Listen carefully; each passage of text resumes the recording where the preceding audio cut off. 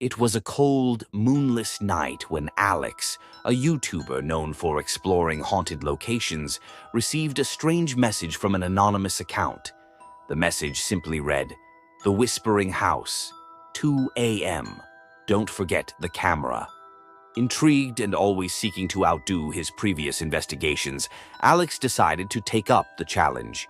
He packed his gear, the camera, flashlight, and a few other essentials, and set off toward the address provided in the message. The house stood alone on a hill, surrounded by thick trees that cast long, twisted shadows in the dim light of his car's headlights.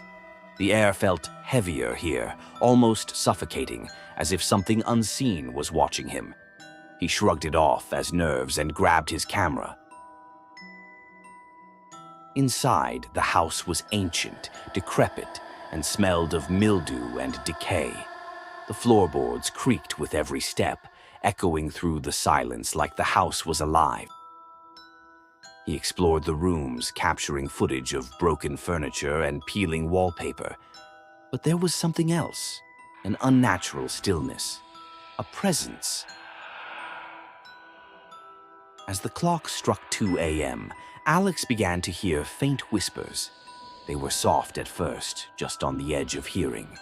He pointed the camera toward the stairs, the only place that seemed untouched by time. The whispers grew louder, clearer. They were calling his name. Alex, Alex. His heart raced, but curiosity pushed him forward. He climbed the stairs, the whispers growing with each step. When he reached the top, the whispers suddenly stopped. The silence was deafening. Then, from the corner of his eye, he saw it. A figure standing at the end of the hallway. A woman dressed in a tattered white gown, her face hidden in shadow. She was motionless, staring at him. "Who are you?" Alex whispered, his voice shaking. But the woman didn't respond. Instead, she began to move, gliding toward him as if floating above the floor.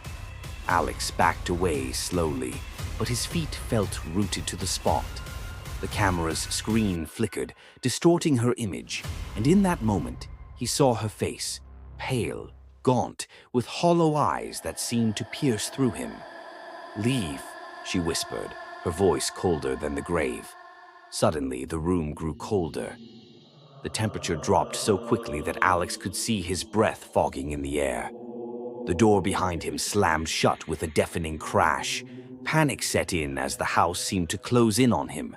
The whispers returned, this time surrounding him from all directions. They were louder, more urgent, and now they were no longer calling his name. "You shouldn't have come here." The walls began to groan as if the house itself was alive, suffocating him with its very presence. The whispers turned into guttural growls, and something unseen brushed against his skin. Desperately, Alex tried to turn on his flashlight, but it flickered and died. In the darkness, he could feel something lurking, watching him, its breath cold against his neck. The woman's voice came again, low and raspy. "You will never leave." With a surge of adrenaline, Alex turned and bolted down the hallway, but the house seemed to stretch, the walls elongating, the stairs leading nowhere.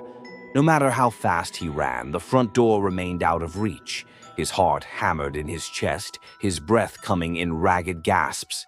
Finally, he reached the foyer and tried the door. It wouldn't budge. Panic set in, and he pounded on the door, screaming for help that would never come. The camera, still rolling, caught the final moments. A shadow moved in the corner of the frame, and just before the video cut off, the woman was right behind him, her icy fingers brushing his shoulder. The screen went black. Hours later, the police found the camera lying in the dirt outside the house. There was no sign of Alex, no trace of his body, no clues to where he had gone, only the eerie footage of his last moments. A chilling reminder that some places should never be explored.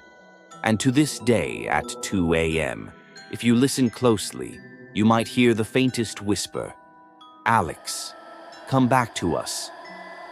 The whispering house had claimed another soul,